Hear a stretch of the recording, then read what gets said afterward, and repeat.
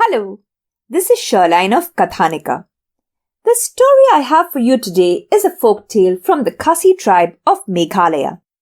It is called The Legend of the Lei Tree. This story is brought to you as part of the Utsar 2020 festival organized by the Jaya He Museum of the Mumbai International Airport. The people of the Khasi tribe are nature worshippers.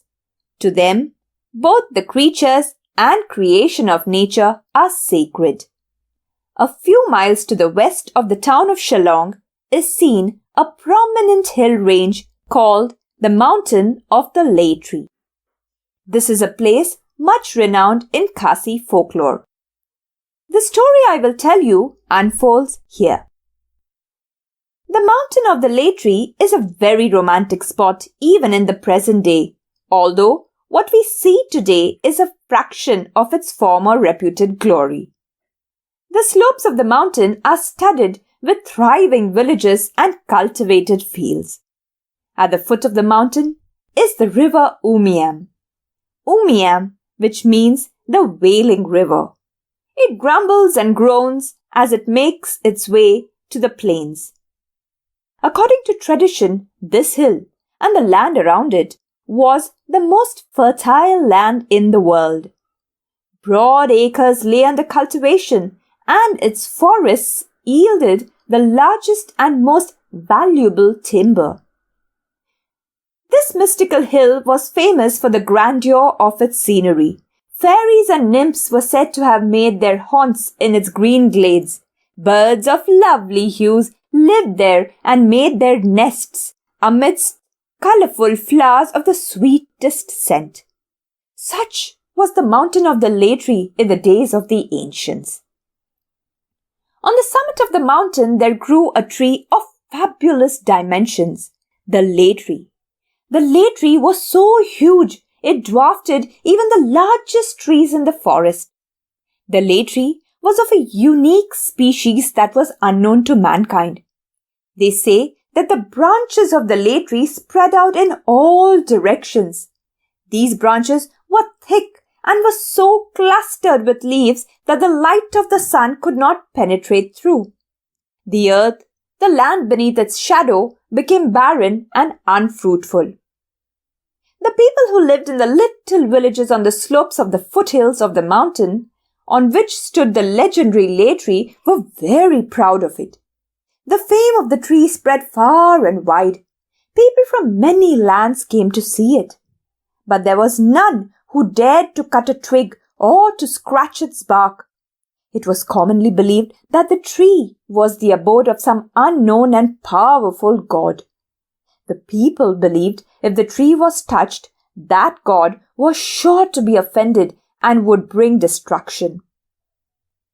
The Lei Tree continued to grow through many ages, and year by year its malevolent shadow spread further and further. The area of the barren land increased season by season until at last it became a serious menace to the world, and the very existence of mankind was at stake. People could no longer live on the slopes of the mountain. Cultivation became impossible for many miles around. The one-time flourishing families had to wander out of the country as homeless fugitives, fleeing from the ever-pursuing, ever-threatening shadow.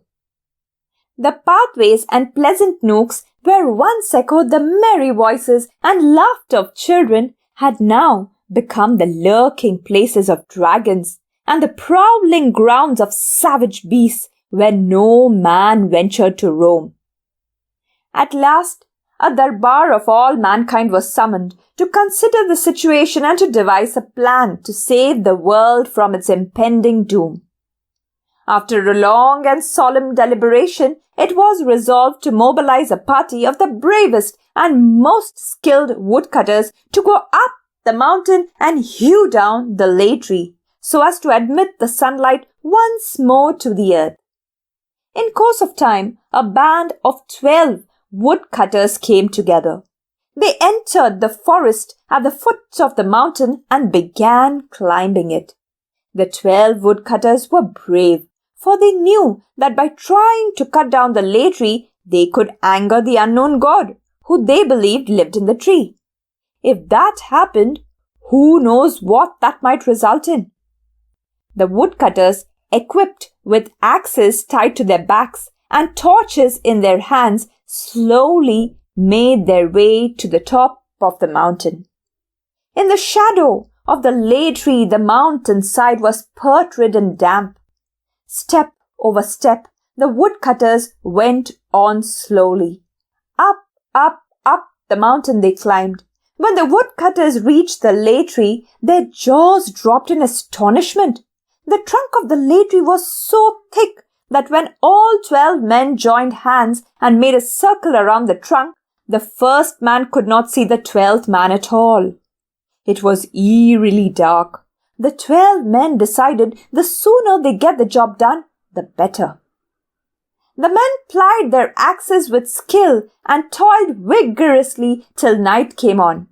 But the wood of the Lei Tree was so hard and so tough, they only succeeded in cutting a little below the bark that day. The woodcutters were disappointed, but they consoled themselves by reflecting that so far there had appeared no signs of anger from the unknown god and no misfortunes had befallen them. After a long day of working, the woodcutters put down their axes and retired to rest.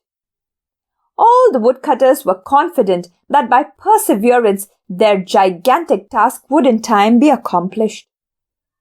The next morning, the woodcutters were up early and returned to their work. But there was a surprise waiting for them. When the woodcutters went to the trunk of the Lei Tree, they saw that the incisions made the previous day were nowhere to be seen. The trunk of the tree was solid, smooth, and untouched as it was before. It was as if they had not attacked it at all. The woodcutters were unnerved. Many of the woodcutters were so superstitious that they feared to approach the tree again, for they were now sure the place was enchanted. Some of the woodcutters wanted to quit and leave, but the others reminded them of the great peril in which mankind stood. Together, they plucked up courage, and for another day they toiled laboriously. The next morning, the woodcutters woke up and ran to the Lei Tree in anticipation. They all cried in despair to see that yet again their work had disappeared. The woodcutters had a council. They had to decide on what to do next. As no harm had befallen any of them, the woodcutters were determined to continue their attack. But no matter how patiently they worked during the day, the tree would heal up in the night. The woodcutters, who by now were quite exhausted, grew more and more mystified and discouraged. Apart from the strange happening, the strain of living in that weird region was becoming intolerable. At last, the woodcutters decided to return to their fellow men, preferring to endure the foreseen doom of the shadowed world rather than face the unknown and mysterious terrors of the land of the Lei Tree. As they sat, gloomy and disconsolate, brooding on their defeat, a little grey bird, Kaprit, the Kasi wren, came chirping and twittering close to the woodcutters. "Don't give up," said the little bird. She began to talk to the woodcutters, urging them to keep up their courage as she had come to help them. Now, in spite of their spiritless condition, the woodcutters began laughing to hear Kaprit, the smallest of the birds, offering to help them, the picked woodcutters of the world, to cut down a tree.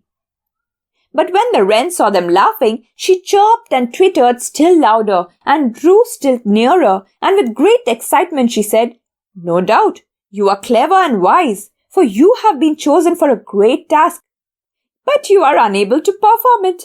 Yet, when I come to offer assistance, you laugh at me.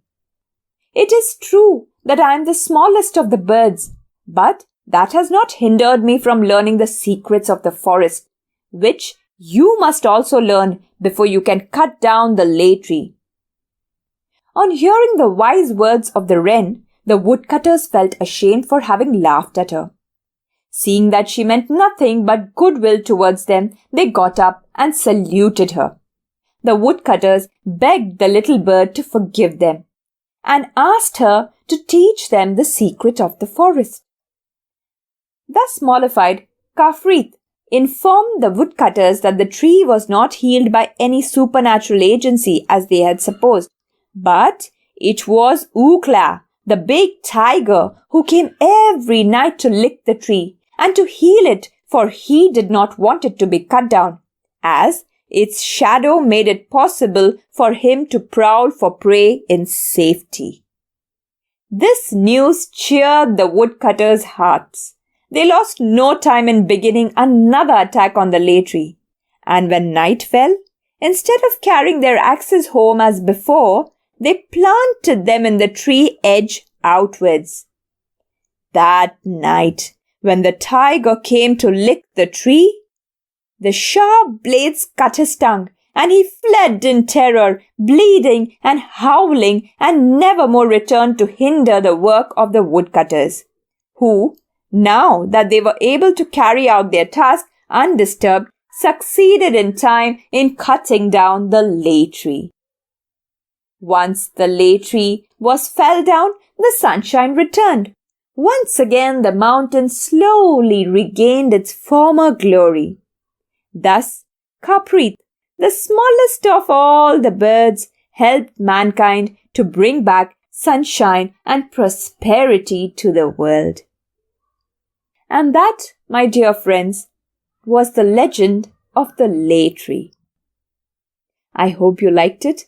If you did, don't forget to share and subscribe to the channel. Bye-bye.